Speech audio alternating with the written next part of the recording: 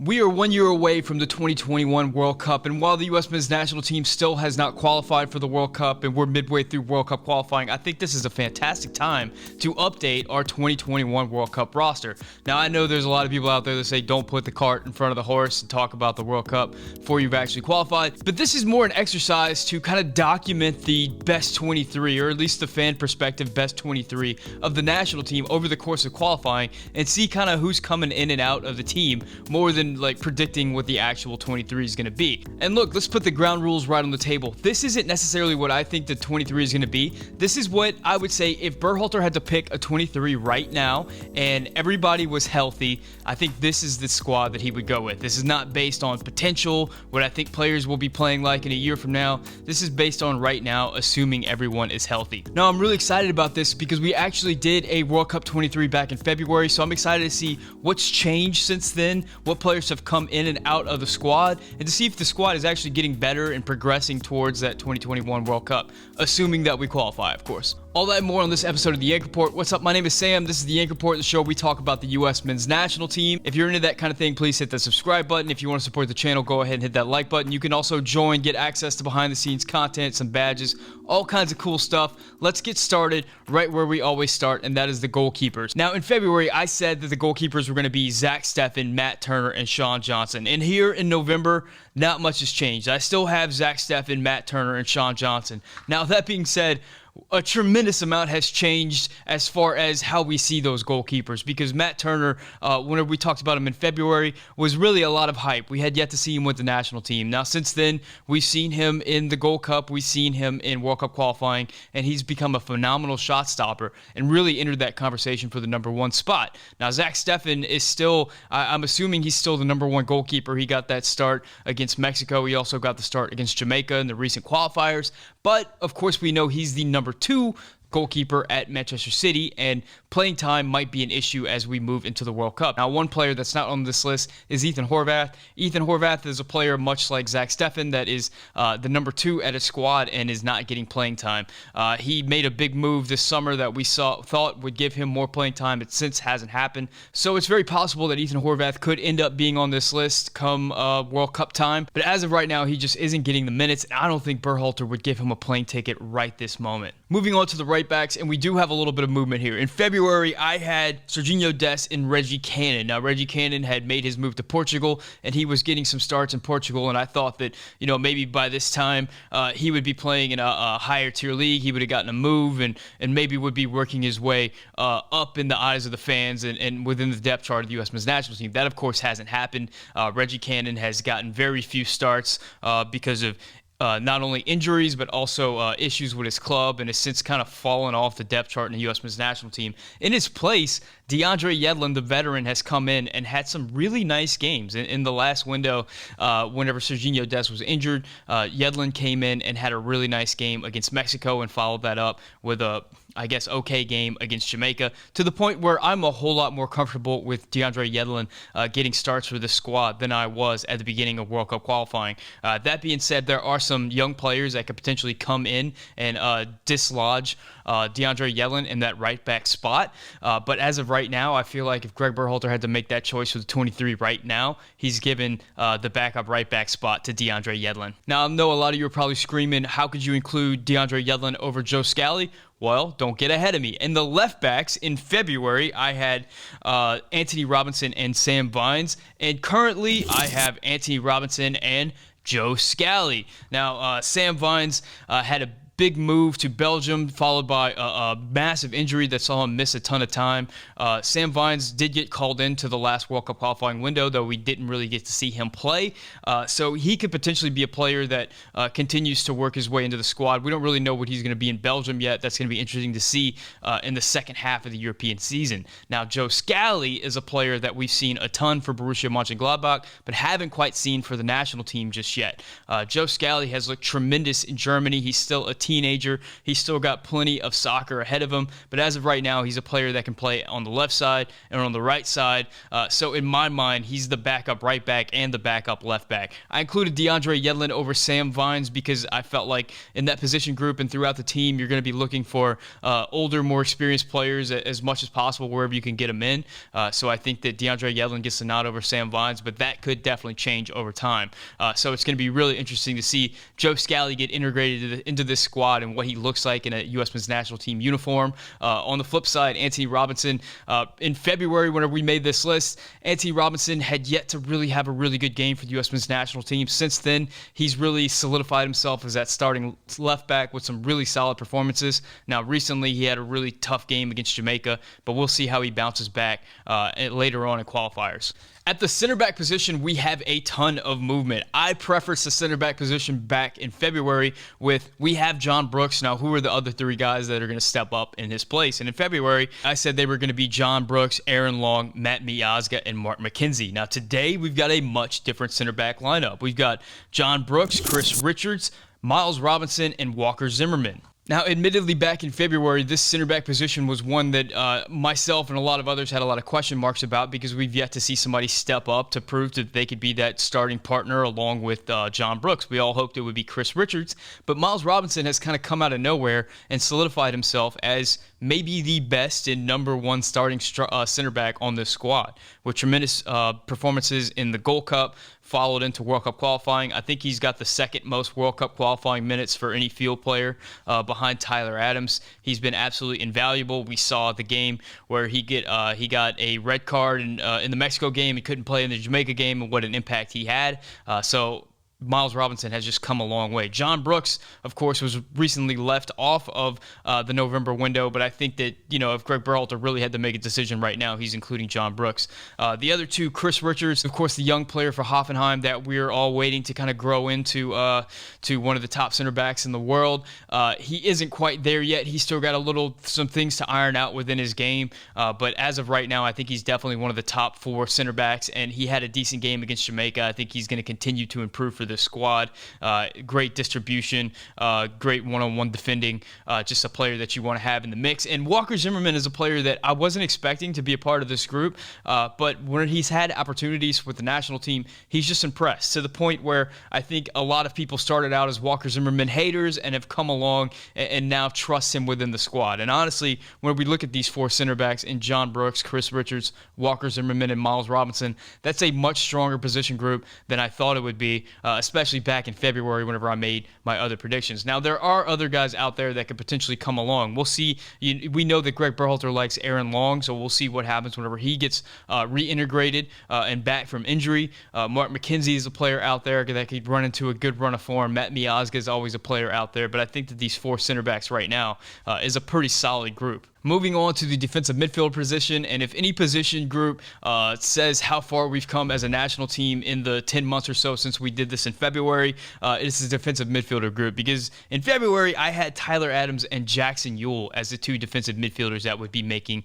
the flight over to Qatar. Today I have Tyler Adams and Kellen Acosta. Now this is an interesting position group because we've been questioning who's going to be the backup six for a long time, and while I think a lot of people are comfortable with Kellen Acosta within that spot, I think a lot of that comes down to the fact that Tyler Adams just hasn't missed many games in the last, since he returned in the Nations League. He's pretty much been the guy in that position since then. It's still a position that could potentially be up for grabs if maybe Tanner Tessman or Gianluca Busio or one of those players like that kind of comes into form and potentially goes after Kellen Acosta for that spot. But as of right now, this is Kellen Acosta's position, and I think we're in a lot better spot than we were in February whenever Jackson Ewell had that spot. Moving on to the attacking midfielders, back in February we had Weston McKennie, Yunus Musa, Sebastian Lletget, and Brendan Aronson. And I think if Berhalter was making the call right now, it would be Weston McKennie, Yunus Musa, Gianluca Busio, and Sebastian Lletget. So of that list, we see Busio come in for Brendan Aronson. Brendan Aronson is a player that I think a lot of us back in February thought that could be one of those guys that moves into the midfield and becomes an 8. We've seen him play a little bit in the midfield for his club team, but when he's been with the national team, whenever he's played at that 8 spot, particularly against El Salvador, it just wasn't a strong performance for him. Consequently, we've seen him put in very good performances out on the wing.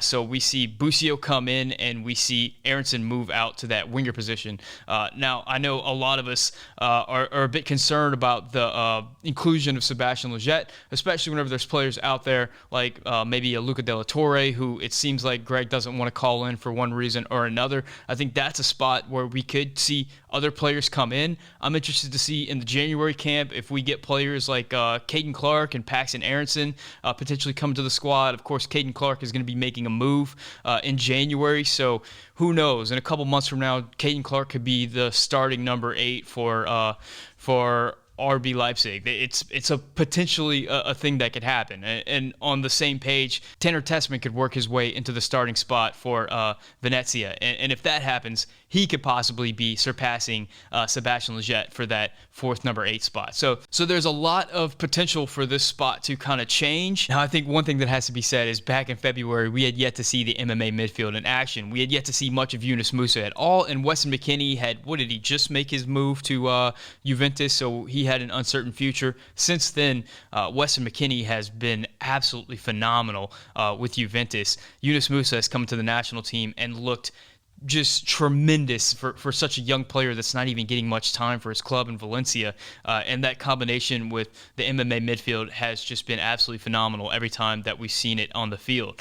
So I think even though it's a lot of the same names as we saw in February, we feel a whole lot better about this unit than we did back in February. Now, whenever it comes to the winger position, this is one of the strongest positions that we have on the depth chart with the national team. But back in February, I actually had a different 4, and it was a 4 that a lot of people thought would be the 4 in Qatar, and that's Christian Pulisic, Giovanni Reyna, Tim Weah, and Jordan Morris. Now, Jordan Morris was one of the biggest contributors to the national team as far as scoring and assists. He was absolutely on a tear. Jordan Morris has recently come back to health, and he's going to have to fight tooth and nail to break into this national team because the 4 guys ahead of him, Christian Pulisic, Giovanni Reyna, Tim Weah, and Brendan Aronson have all took turns of looking absolutely phenomenal for the U.S. men's national team. We saw with Gio Reyna in his one World Cup qualifying appearance against El Salvador, there was moments where he just took over the game and showed that he was just an absolutely class player. We saw glimpses from Gio in the Nations League that just shows that he's just a notch above a lot of the players that we have on this national team. We've seen glimpses from Christian Pulisic that show that he's absolutely one of the elite players in the world. But we've seen from Tim Weah that he can take over games. He's kind of coming into his own. And in this last window against Mexico and Jamaica, Tim Weah was one of the best contributors for the national team. He had that wonderful cross to Christian Pulisic on that goal against Mexico, and he had that wonderful run at Andre Blake in goal against Jamaica that kind of got overshadowed by that result. But Tim Weah has really come into his own for this national team. It's going to be really interesting to see once Gio Reyna returns what happens with Gio Reyna at Dortmund. If he continues to be playing more advanced or if they bring him back further back into the midfield. A healthy Gio Reyna allows Greg Berhalter to be a little bit more creative because, we do need help in that 8 position. We do need more creativity on the field. That's no doubt. But whether that's Gio Reyna or some other player that comes in to provide that is going to be really interesting. If you bring Gio Reyna into that midfield, that means you can have room for another winger. Maybe that's Jordan Morris. Maybe that's Conrad De La Fuente. Maybe that's Matthew Hoppe. Maybe that's somebody else. But that's one of the options that Gio Reyna as a midfielder provides you. Now, I've said it and I'll say it again that whenever a player has the ability to score and create goals in the final third that Gio Reyna does, it's not usual that you take them away from the goal and bring them further back. We've seen Gio, and some of the goals that he scored have been absolutely world-class, phenomenal. His touch, his ability to strike the ball, his ability to find passes, his ability to get shots off in tight windows is is incredible, is top drawer, and players like that generally don't get taken away further away from the goal, even though Gio can provide a lot in that space. Now, maybe for the national team, it's a situation where we need him further back. I don't know. There's a lot to be said on that topic, which I'm sure will be fascinating once Gio returns from that injury coming into this new year. But this winger position currently is one of the deepest spots on the team and would be a spot that's really difficult to break into with these four phenomenal wingers playing really well for the national team right now. I know the striker position is one that we've been talking about for a long time as a position where we're just waiting for somebody to step up and claim that spot. Back in February, I had Josh Sargent and Gyasi Zardes. Now, today in November, I have Ricardo Pepi and Josh Sargent. Now, Ricardo Pepi has burst into the national team at 18 years old and in a handful of games has a handful of goals and assists.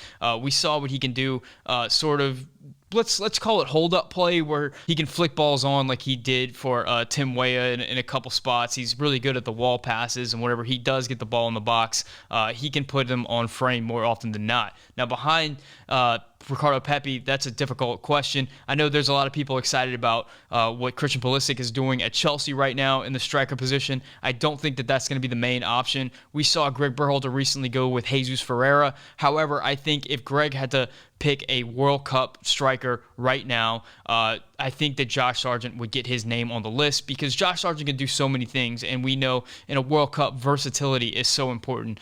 Josh Sargent can be played sort of at a number of positions in the attacking third, and he brings a lot of different qualities that would be helpful in a lot of different situations. I think the best case scenario for the U.S. men's national team in the next few months is if Josh Sargent finds his scoring boots, if he goes on a little bit of a tear, gets some confidence back, and comes back into form, maybe create some competition with Ricardo Pepi for that striker spot. But if it's not Josh Sargent, I mentioned Jesus Ferreira. There's always Matthew Hoppe out there who's currently injured and not getting time for Mallorca, and there's rumors that he could be moved in this window, and his trip to Mallorca has just been an absolute disaster. There's also Daryl Dike, so there are guys out there. And then there's the younger guys like Folarin Balogun who could potentially come into the squad, who hasn't decided that his international future yet, but could potentially be a part of this squad, especially if he starts lighting it up for his club team and sees that a World Cup berth could be in his future if he decides to go with the U.S. That could be an interesting thing that happened. The striker position still remains the one that I think is a big talking point for U.S. men's national team fans and will continue to be so for the near future. But that is my 23. And I think if you're like me, if you look back at the roster, what it was in February compared to what it is now, you see so much growth at just about every position group. We've seen a lot of young players come in and really solidify themselves as major contributors for this team, but we've also have other young players like maybe Joe Scally, maybe Chris Richards that still have a lot of potential and a lot of growth ahead of them that maybe by the time Qatar comes around, they're even better players. So there's a lot of excitement surrounding this national team, not just about what they're able to do on the field right now, but what they could potentially look like if they're able to make it to Qatar. So guys, that's my list of the 23 players that I think Greg Berhalter would call in for a World Cup roster right this second. But I'm curious to know what you would think. Were you expecting some of the guys that I talked about in February? Because I don't know if you guys remember, but not a lot of people disagreed with me back in February about the 23 players. This was a group that was pretty unanimous as far as who people thought would be on that plane. So are there players that I didn't mention that you think will end up on this roster? Let me know in the comment section. As always, si puede hablar español, dígame un comentario en español. Guys, we are coming up on the 1-year anniversary of the Yank Report, and it has been an absolute phenomenal ride. And I thank everyone out there who's left a comment, who's subscribed, who's clicked the like button, who's checked out the channel. It has been such an amazing journey in building this community and being a part of the greater U.S. men's national team soccer community. I appreciate each and every one of you out there who's contributed in some form or fashion to this channel. If you haven't done so yet, hit that subscribe button, hit the like button to support the channel. If you really want to support the channel directly, you can become a member. Just hit that join button at the bottom. You'll get access to some badges and some behind the scenes content and stuff like that. And you'll be supporting me directly, and I really appreciate it. And shout out to Manuel Oliveras, who's a tier 2 member and subscriber to the Yank Report. Guys, thank you so much for watching. I'm excited to do this again in a couple months, maybe at the end of qualifying, to see how much changes the roster is going through again. Thank you for watching. My name is Sam, and this is the Yank Report.